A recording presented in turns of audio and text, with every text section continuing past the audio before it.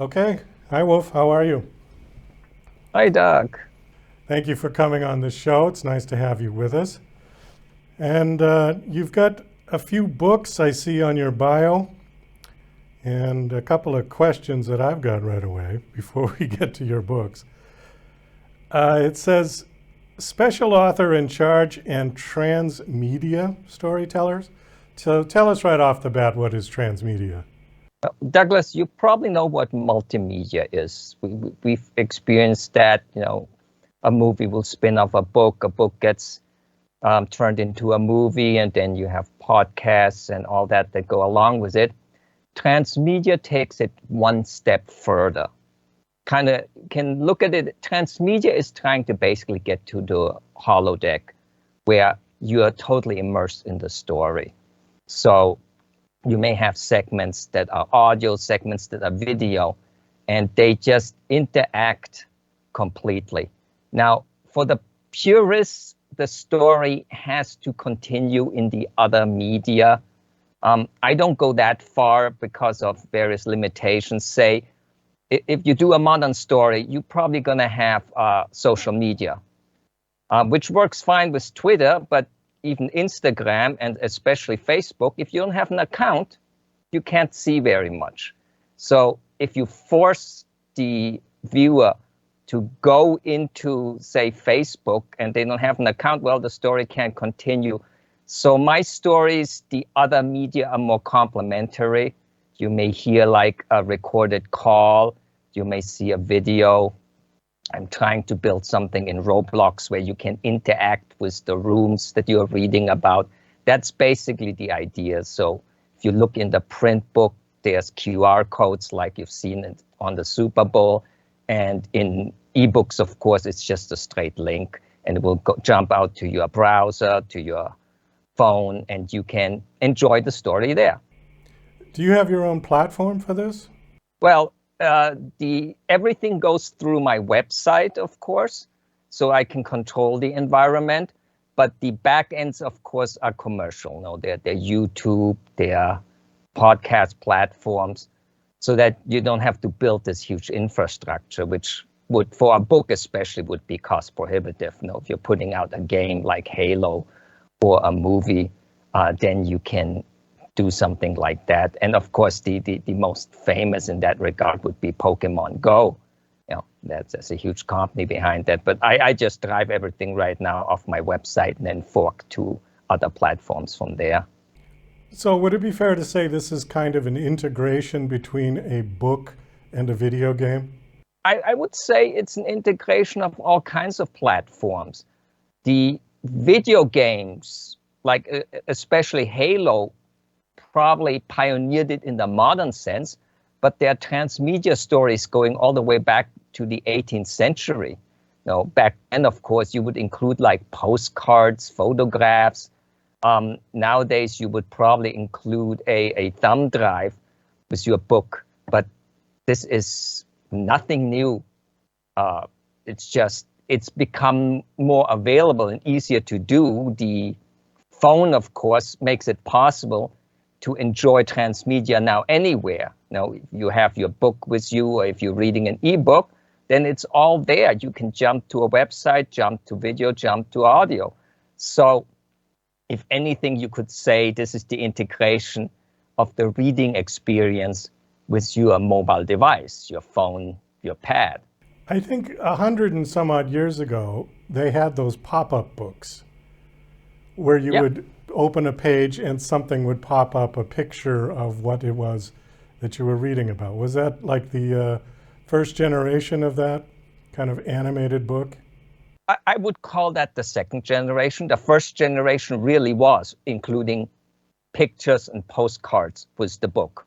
So you got a whole packet when you bought the book, and then the pop-ups went to three-dimensional at that point. But that's basically it. It's transmedia. It doesn't say what the media is. Any combination of media can be made transmedia, and the phone just made it possible to really go very far now. And of course, as I said, the end goal, the dream, of course, which we'll probably never achieve, but you can dream, is the holodeck. You're walking among all these things. In Roblox, I'm going to show you the room of the main character, and you can look at the books. You can pull out the book and read it online. On the holodeck, you pull out the book for real and read it. Well, virtual reality's been around for a while, but the holodeck would be a whole another level of that. At this year's CES, LG actually had on display glasses that just looked like glasses. The graphics engine is about the width of your thumb. It was on the side. It would project directly onto the screen and use refraction to funnel that into your eyes. Those things were light, very small, and they were basically, of course, meant for augmented reality. But this is technology now. This is available. And of course, the rumored Apple glasses are in the works, and I'm sure Google is trying a new edition of their glasses. We are getting there. They actually had holographic displays on the show floor that were just projected directly into thin air, basically. Wow. We are getting there. Getting there, it sounds It's amazing. Like it. Yeah. So are all of your books transmedia? Only the cyber series at the moment. That was basically the test case, partly because that one is directly geared towards teenagers. It's YA. The main character is 16, but kind of behaves a little bit childish. So, and that's, of course, the generation for them. This is totally normal. They kind of expect it. I mean, the adults have to learn how to deal with a QR code when it shows on the television screen or in a poster. And the kids, they just run around chasing Pokemons with augmented reality. That's nothing for them. So there are two books in this series. I see Cyberspiracy and Cyber Furry. Yeah. So Cyberspiracy is already out. This is the cover. And Cyber Furry is going to come out probably in May. The production, as usual, takes a lot longer than the writing itself. But yeah, that's coming out, and that's the sequel. And then the third one is in the works. On your bio, it says, how does the Las Vegas Writers Conference fit in? What exactly goes on there? I'm one of the organizers, and I specifically, I'm in charge of the virtual portion. So when COVID hit, COVID hit like 3 weeks before the conference. And we were on the hook for like $20,000 in hotel fees. So for us, that was like existential. So we had to switch to virtual real quick. And we were able to do that because we had already started streaming some of our weekly meetings as a convenience for particularly older members. And so we just had to bring that online. And what is particular about the Las Vegas Writers Conference is it is very intimate, very cozy. We limit the attendance to about 100 people. And we wanted to bring that online. And for that, so we basically now have something like every faculty can have a virtual hall where they can continue the conversation afterwards, just like you could at a hotel. There are other lounges where attendees can just meet and socialize. And some faculties have even gone as far as holding additional meetings or doing conversations in the late afternoon. And that all basically is an outflow that I have a very technical background, which is why I can write realistic cyber thrillers. And without that, we probably could have never pulled this off in 3 weeks, but that's what happened. So if you're interested in seeing as close to a live writers conference online where you can interact with the faculty and ask them questions and meet over lunch, over dinner, it's a great thing to check out. And we cover 3 tracks, the usual things, the craft itself, writing, things like that, the marketing, and the publishing.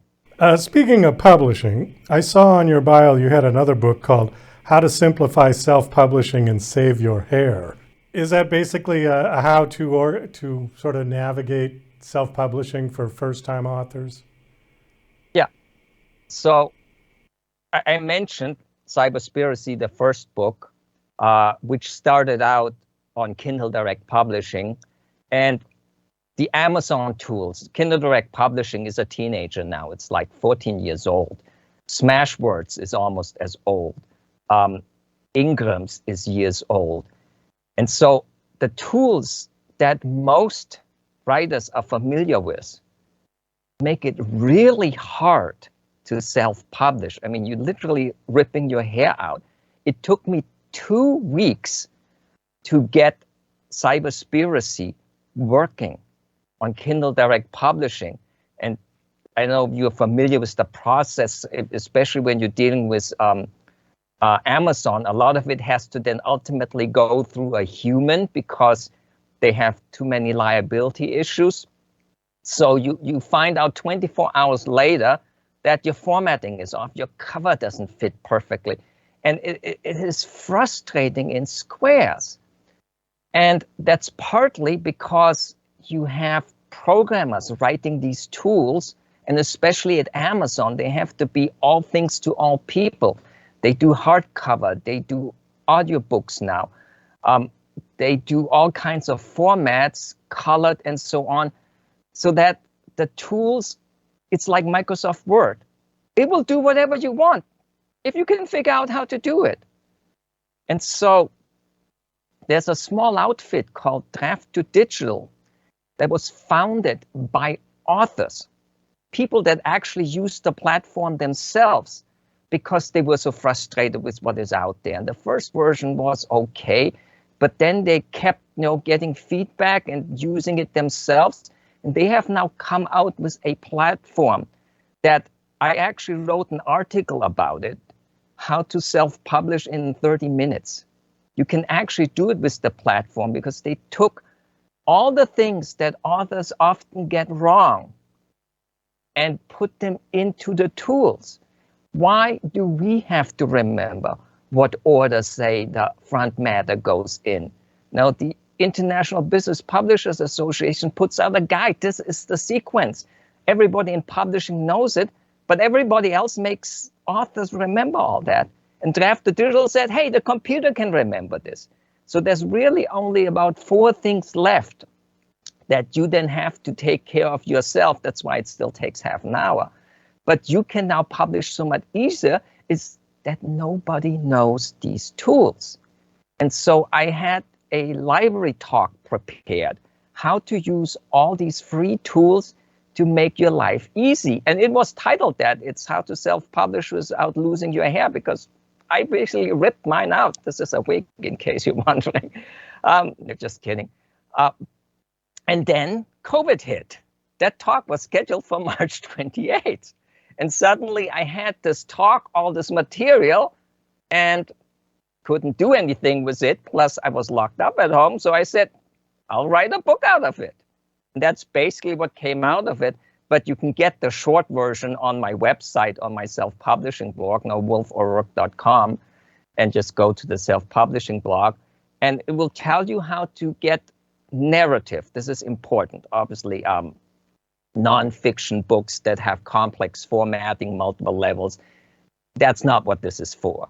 That you're going to still rip your head off. But if you have narrative, stories, Chicken Soup for the Soul, memoirs, this software and some other software that you need to do the keywords, do the categories, will do a lot of the work for you, and you don't have to rip your hair out.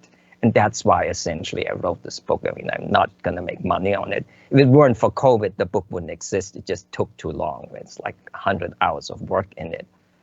But it's out now, and you can basically just make your life easier by using all these tools that are out there.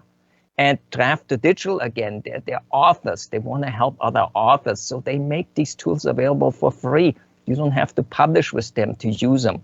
You can format them and take them to Amazon, take them to Ingram Sparks, take them to Lulu, for that matter, Apple, Google, and all the other platforms. They will format in ebook, they will format, no, EPUB, they will format Kindle, Mobi still, they will format print-ready PDF, and everything is consistent. They come with 24 different themes. I can actually show you. This looks nicer in color, but they have this pink bow theme that basically does these nice headings and the other graphics elements. And of course, in the ebook, it's in pink. And since the character has pink hair and loves pink, I had to have that theme. So I formatted it again in draft to digital, uploaded the result to Amazon. And now all the different platforms have the pink bow edition of Cyberspiracy, and takes virtually nothing. It's a few clicks in draft to digital to do it. Well, Wolf, on that, I think we're going to have to wind it down.